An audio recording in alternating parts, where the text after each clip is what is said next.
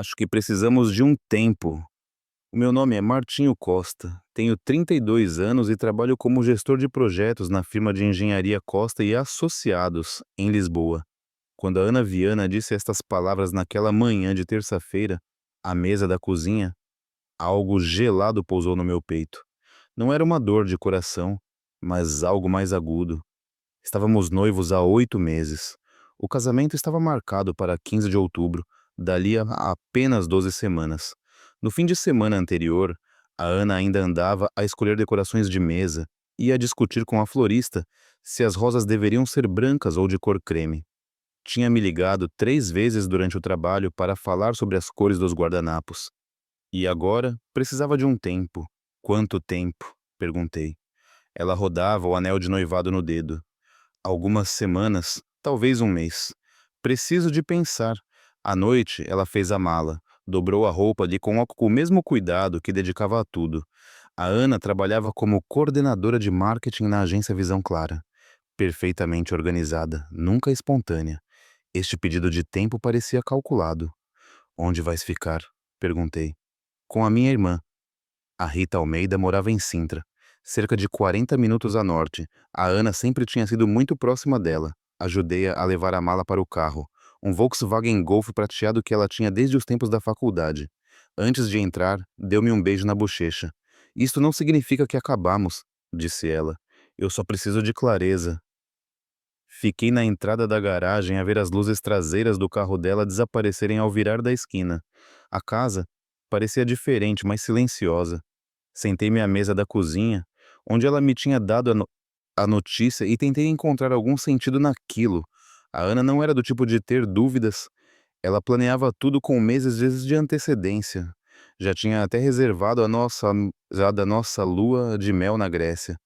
Passaram-se 3 dias sem contato, sem chamadas, sem mensagens. Enviei-lhe uma mensagem. Estás bem?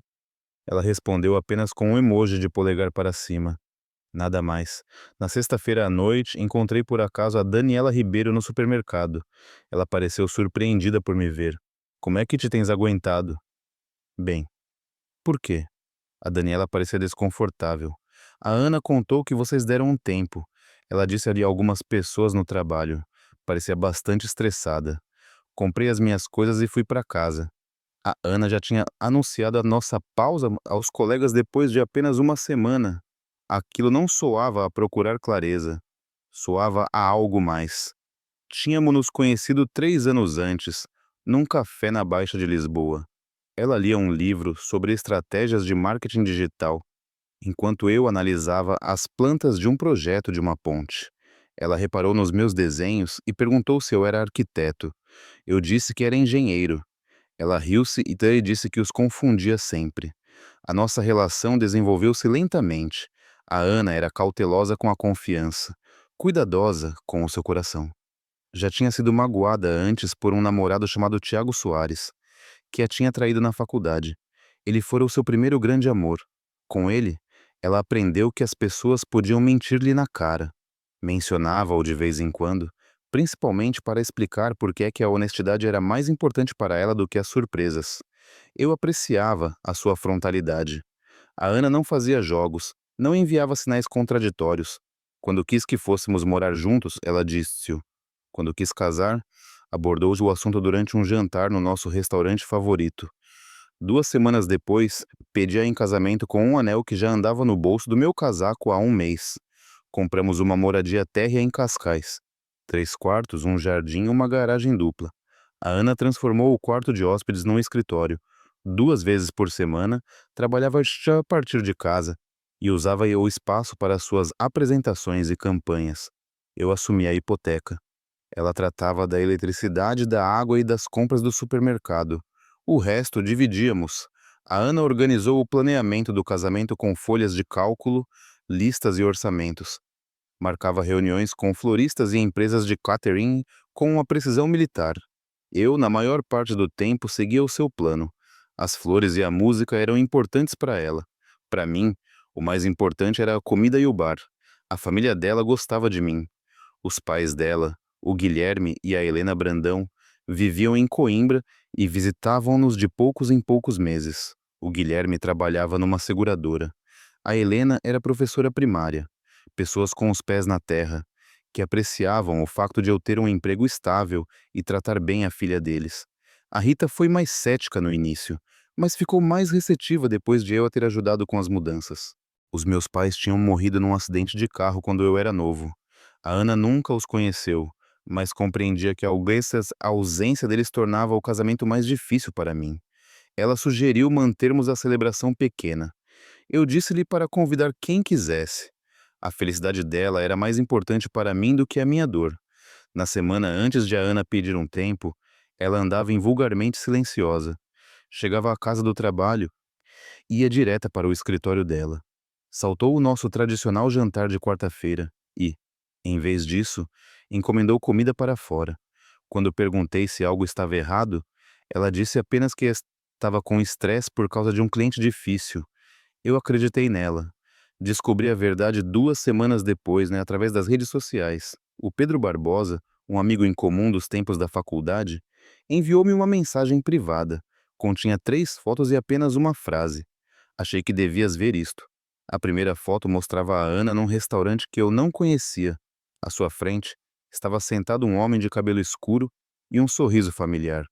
Tiago Soares, o ex-namorado dela, aquele que a tinha traído na faculdade, aquele sobre o qual ela sempre me tinha avisado. A segunda foto mostrava os dois num trilho de caminhada. A Ana usava o casaco azul que eu lhe tinha oferecido no Natal, e o Tiago tinha o braço à volta dos ombros dela. A terceira foto fora tirada de longe, mas as pessoas eram inconfundíveis.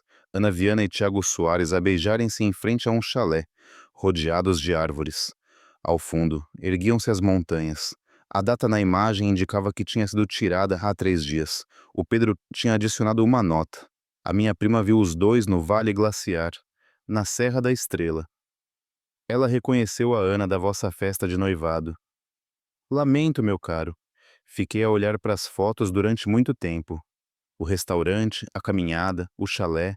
A Ana não tinha estado com a irmã em Sintra a pensar na nossa relação. Tinha estado com o Tiago, a reavivar algo que eu julgava estar morto e que enterrada há muito tempo. Não lhe liguei. Não escrevi mensagens furiosas. Não exigi explicações. Em vez disso, sentei-me na minha cozinha e reconstruí a linha do tempo. Na terça-feira, ela pediu um tempo. Na sexta, estava a jantar com o Tiago. Uma semana depois, faziam caminhadas juntos e na terça-feira seguinte já se beijavam em frente a um chalé na serra. Isto não foi espontâneo. Ninguém encontra por acaso o ex-namorado da faculdade e acaba em 10 dias num chalé romântico na Serra da Estrela. A Ana tinha planeado isso. O seu pedido de tempo não era para obter clareza. Era uma autorização. Fui ao quarto de hóspedes que ela usava como escritório. A secretária dela estava arrumada, mas na gaveta ainda havia documentos. Contratos do casamento, recibos de pagamentos de sinal a fornecedores, rascunhos da lista de convidados. Tudo meticulosamente arquivado, pronto para continuar sem interrupções assim que ela voltasse da sua pausa.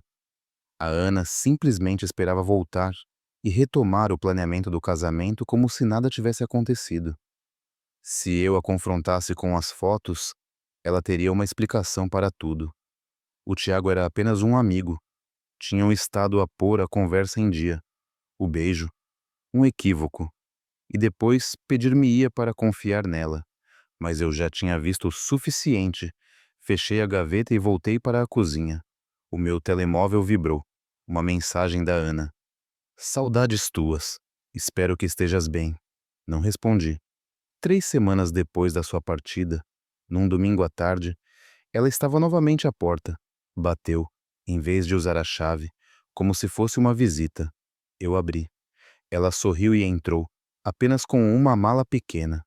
Tinha saudades desta casa, disse ela olhando pela sala. E tuas também. O cabelo dela estava mais curto. Usava uma camisola de cachemira nova, de cor creme, que parecia cara. Parecia descansada, fresca, como alguém que acaba de regressar de férias. Como correu o teu tempo fora? Perguntei. Bem, muito bem. Agora tenho clareza. Ela pousou a mala e aproximou-se. Eu sei o que quero, Martinho. Quero-nos a nós. Quero o nosso casamento. Quero a nossa vida juntos. Eu assenti, sorri. Ainda bem que tens a certeza. A Ana abraçou-me. Cheirava que deu um perfume diferente que eu não conhecia. Quando se afastou, o seu rosto irradiava.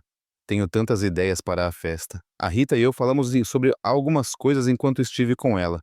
Devíamos mudar a decoração das mesas. Rosas brancas são demasiado previsíveis. Nos dias seguintes, ela mergulhou no planeamento com uma energia renovada. Reuniu-se com o fotógrafo para discutir novas poses. Ligou para a empresa de catering para alterar o menu. Passou horas ao computador a pesquisar atividades para a nossa lua de mel em Maiorca. Eu observava e ficava em silêncio. Nenhuma palavra sobre as fotos que o Pedro me tinha enviado. Nenhuma palavra sobre o Tiago. Nenhuma pergunta sobre o chalé ou o trilho de caminhada. Em vez disso, desempenhei o papel do noivo solidário. Concordava com as ideias dela, ia com ela às reuniões, assinava os cheques dos adiantamentos. Pareces tão calado, disse a Ana uma noite enquanto organizávamos os lugares dos convidados. Está tudo bem? Só estou cansado do trabalho, respondi. O projeto da nova ponte em Lisboa está atrasado. Ela pegou na minha mão. Depois do casamento, tudo ficará mais relaxado. Aí poderemos concentrar-nos em nós. O comportamento dela era impecável, cozinhava os meus pratos favoritos, planeava saídas a dois, falava com entusiasmo sobre o nosso futuro em conjunto. Se eu não tivesse visto as fotos, teria acreditado nela, mas eu tinha as visto. 2 semanas depois do seu regresso, decidi testar a sua honestidade. Ao pequeno almoço, disse: Ontem encontrei o Pedro no centro da cidade. Ele disse que te viu durante o teu tempo fora. A Ana parou por um instante com a chávena de café na mão. O Pedro? Onde? Ele não disse exatamente, apenas que se cruzou contigo em algum lugar. Ela pousou a chávena com cuidado. Estranho. Não me lembro de o ter encontrado. Talvez me esteja a confundir com alguém. Talvez. Ela continuou a comer os seus cereais como se nada fosse. Mas notei que, a partir daquele momento, ela olhava para o telemóvel com mais frequência e passou mais de 1 hora no escritório dela, de porta fechada, numa chamada telefônica em voz baixa. À tarde, recebi um novo pedido de amizade nas redes sociais, vindo de Tiago Soares. O perfil dele mostrava que agora morava perto de Sintra e trabalhava como gestor de vendas para uma empresa de equipamentos de outdoor. As suas fotos recentes mostravam várias caminhadas na Serra da Estrela. Nenhuma com a Ana, mas os locais correspondiam exatamente aos que eu tinha visto nas fotos do Pedro. Aceitei o pedido. 1 hora depois ele escreveu-me: Olá, Martinho. A Ana contou-me que estão noivos. Muitos parabéns. Espero que possamos ser amigos, sem ressentimentos pelo parceiro. A Ana, portanto, tinha contado ao Tiago sobre o nosso noivado e, aparentemente, também que eu sabia do contato deles. Ele queria testar a minha reação e ver se a Ana tinha sido honesta. Respondi apenas: Obrigado. A Ana tem sorte em ter amigos como tu. O Tiago nunca mais respondeu. A verdadeira dimensão do engano da Ana revelou-se-me gradualmente nas semanas seguintes. Comecei a prestar atenção a detalhes que antes me tinham escapado. As suas roupas novas, o penteado diferente, o cheiro estranho do seu perfume. Nada disso tinha sido comprado enquanto ela supostamente estava com a Rita. Ela tinha o feito para outra pessoa, para o Tiago. O seu comportamento com o telemóvel também me chamou a atenção. Antes, deixava-o descuidadamente sobre a mesa. Agora, andava com ele para todo o lado, até para a casa de banho. À noite ficava com o ecrã virado para baixo na sua mesa de cabeceira. Quando chegava uma mensagem, ela via imediatamente e apagava a mail logo a seguir. Uma noite, enquanto a Ana estava no duche, o telemóvel dela tocou na cozinha. No ecrã aparecia Tiago S. Não atendi, mas decorei o número. No dia seguinte, liguei para a Costa e Associados e tirei 3 dias de férias. Disse ao meu chefe que era para os preparativos do casamento, o que não era totalmente mentira. Conduzi até Sintra, fui até a empresa onde o Tiago trabalhava, uma loja de artigos de desporto perto da zona histórica. Estacionei do outro lado da rua e esperei que ele saísse para a hora do almoço. Ele era alto, atlético, com a postura de um homem que passa os fins de semana a escalar e a fazer BTT. Conseguia perceber por que é que a Ana se sentira atraída por ele na faculdade. Ele entrou numa padaria, pediu uma sanduíche e sentou-se sozinho a uma mesa no canto. O telemóvel dele vibrava constantemente. De cada vez, ele sorria antes de ler a mensagem. A certa altura, esteve a escrever durante muito tempo, parando, escolhendo as palavras com cuidado. Depois, riu-se baixinho para si mesmo. Percebi imediatamente com quem ele estava a falar, quem ainda estava a falar. Alguém que era importante para ele. Alguém que lhe dava alegria. Alguém que provavelmente estava a trabalhar em Lisboa naquele momento e não podia falar livremente. Depois de o Tiago voltar para a loja, continuei a conduzir até a morada da Rita, a irmã da Ana. Um prédio de apartamentos moderno com garagem subterrânea e um pequeno jardim. Procurei durante meia hora pelo VW Golf da Ana e finalmente encontrei-o num lugar de estacionamento para visitantes. Mas a Ana não estava a viver com a Rita. Eu sabia disso porque naquela manhã tinha ligado para o hospital em Lisboa, onde a Rita trabalhava e fingi ser um fornecedor. A recepcionista confirmou-me que a Rita estava a atender pacientes a semana inteira, sem tempo livre, sem férias. Se a Ana estivesse realmente com a irmã, a Rita teria largado tudo para apoiar numa crise. É assim que as irmãs são, mas o carro da Ana estava ali como disfarce. Na verdade, ela passava os seus dias e noites com o Tiago. Sentei-me no meu carro e perguntei-me há quanto tempo aquilo estava planeado. O pedido de tempo da Ana não tinha sido impulsivo. Ela já se tinha reencontrado com o Tiago semanas ou meses antes. A pausa não era uma dúvida sobre o nosso futuro, mas um passe livre para o experimentar, e eu era apenas o plano B. Voltei para Lisboa e comecei a documentar tudo. O seu novo comportamento, as suas roupas, as chamadas secretas, as atividades do Tiago nas redes sociais, as fotos do Pedro e o fato de ela não estar a viver com a Rita. Paralelamente, tomei precauções financeiras. O nosso casamento era caro. Tínhamos feito pagamentos de sinal a vários fornecedores, num total de quase 15 mil euros. O salão queria o pagamento restante 30 dias antes da festa. A fotógrafa exigia o seu pagamento 2 semanas antes. Como o dinheiro vinha da nossa conta poupança conjunta, abri uma nova conta à ordem noutro banco e comecei a transferir fundos. Não era roubo, apenas autoproteção. Além disso, contactei um advogado, Jorge Brito, de um pequeno escritório em Lisboa. Ele era conhecido pela sua discrição e rigor. Legalmente vocês não são casados, explicou-me ele na primeira consulta. Isso torna a situação juridicamente mais simples, mas emocionalmente mais difícil. Quer confrontá-la diretamente ou recolher mais provas primeiro? Mais provas, disse eu. Quero ter a certeza. O Jorge recomendou-me uma detetive particular, Helena Lemos, ex-agente da polícia, hoje especializada em casos de infidelidade. Profissional, metódica e cara. A maioria dos clientes não quer, na verdade, uma prova, disse-me ela no nosso primeiro encontro. Eles querem um desfecho, mas a prova só torna o desfecho mais doloroso. Eu quero a prova, respondi. Durante uma semana, ela seguiu a Ana. Documentou os seus encontros com o Tiago, em restaurantes, em parques, no mesmo chalé na Serra da Estrela, onde a prima do Pedro os tinha visto. O mais pesado, no entanto, foi um vídeo. A Ana chegava ao apartamento do Tiago com uma mala de viagem. Beijavam-se no parque de estacionamento. Ela ficava até a manhã seguinte.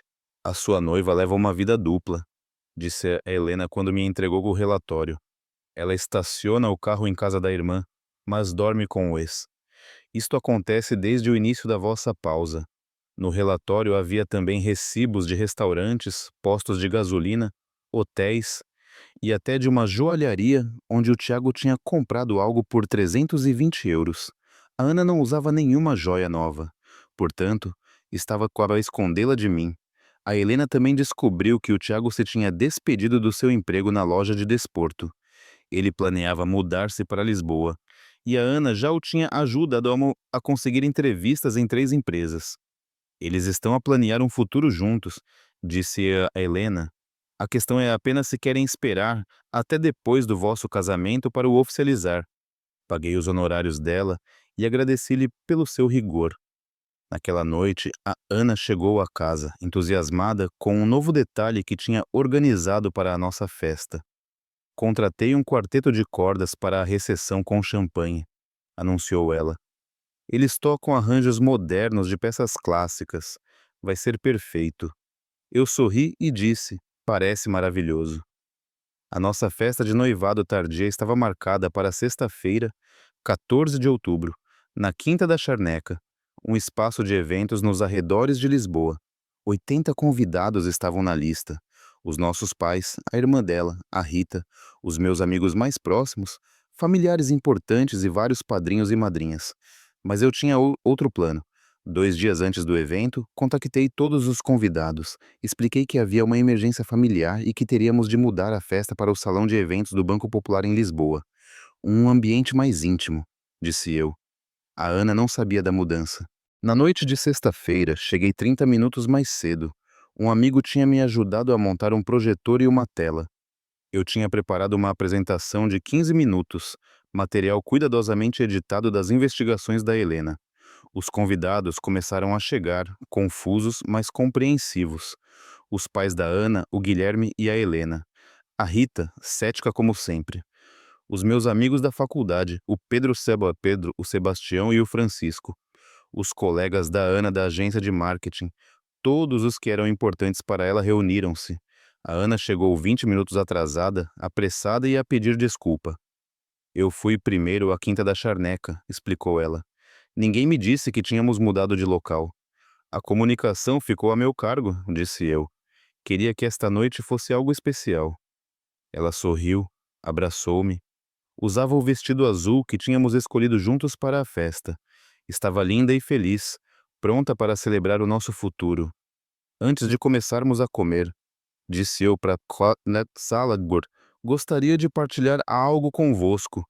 Uma pequena apresentação sobre a Ana e a nossa relação. Diminuí as luzes e liguei o projetor. A primeira imagem mostrava a Ana com o Tiago num restaurante. A segunda, os dois a fazerem uma caminhada. A terceira, em frente ao chalé na Serra da Estrela, abraçados, enquanto ela usava o casaco de Natal que eu lhe tinha oferecido. A sala ficou em silêncio. O vídeo continuou. A Ana a entrar no prédio do Tiago, a ficar à noite, a sair de manhã. Recibos de jantares românticos, fotos de compras que fizeram juntos, claramente como um casal. A Ana ficou como que petrificada no meio da sala. A sua vida secreta desenrolava-se diante dos olhos de todas as pessoas que mais lhe importavam. O silêncio arrastou-se por uma eternidade. Então, o pai dela, o Guilherme, levantou-se, olhou para ela desapontado, enojado, e saiu da sala sem dizer uma palavra. A Helena seguiu a chorar. A Rita foi a próxima a levantar-se, abanando a cabeça. Ana, como é que foste capaz? Não é o que parece, gaguejou finalmente a Ana. Parece que andaste a trair o Martinho durante semanas enquanto planeavas o vosso casamento, interrompeu o Pedro. Um a um, os convidados saíram da sala. Os colegas da Ana pareciam envergonhados. Os meus amigos puseram minha mão no ombro em sinal de conforto ao saírem. Em 10 minutos, a Ana e eu estávamos sozinhos. Martinho, por favor, deixa-me explicar, implorou ela. Não há nada para explicar, respondi. Eu sei do Tiago, sei do chalé, sei que estavas a viver com ele enquanto fingias estar com a Rita. A Ana deixou-se cair numa cadeira, compreendendo finalmente que as suas mentiras tinham sido completamente desmascaradas. O casamento está cancelado, continuei. Já informei todos os fornecedores. Os sinais estão perdidos, mas vou doar o custo da festa à Associação Ajuda de Berço. Lá o dinheiro fica mais bem empregue. Peguei no meu casaco e fui em direção à porta. E quanto a nós? Gritou ela atrás de mim. Já não existe um nós há meses. Deixei a Ana sozinha no salão, entre cadeiras vazias e as provas da sua traição que ainda tremeluziam na tela. Na manhã seguinte, apanhei um avião para Roma e comecei uma viagem de mochila às costas de um mês pela Europa. 6 meses depois, soube por conhecidos em comum que a Ana estava a incutir as consequências dos seus atos. O vídeo da festa tinha se espalhado pelos seus círculos e acabou por chegar ao seu local de trabalho. A agência de marketing Visão Clara, que se baseava na integridade e na confiança, pediu-lhe discretamente que se demitisse. A sua relação com o Tiago desmoronou-se em 3 semanas. Aparentemente, era mais emocionante ser o segredo de alguém do que a sua única escolha. A Ana voltou para a casa dos pais, para Coimbra, e procurou em vão um novo emprego em marketing. A sua rede de contactos estava queimada. Até a Rita cortou os contatos durante meses, antes de um reencontro cauteloso. O Tiago também perdeu as ofertas de emprego em Lisboa. Quando as empresas souberam do seu papel no caso, já não o quiseram contratar. Ele ficou por Sintra, a fazer biscates em lojas de artigos de outdoor, os seus planos de carreira destruídos. Eu regressei da Europa, com a cabeça limpa e mais forte. Em Cascais, comprei um pequeno café chamado Café Estrela da Manhã, um sonho que eu alimentava desde a faculdade. O negócio floresceu, apoiado por uma comunidade que valorizava café honesto e conversas genuínas. Nunca mais vi a Ana. Disseram-me que, por vezes, ela passava de carro em frente ao café, mas nunca entrou. E eu percebi que, por vezes, a melhor vingança não é vingança nenhuma, mas simplesmente construir algo melhor do que aquilo que se deixou para trás. O que terias feito no lugar do Martinho? Escreve embaixo nos comentários. Diz-nos também de que cidade estás a assistir. Subscreve o nosso canal para não perderes mais nenhuma história e partilha este vídeo com alguém que talvez esteja a passar por algo semelhante.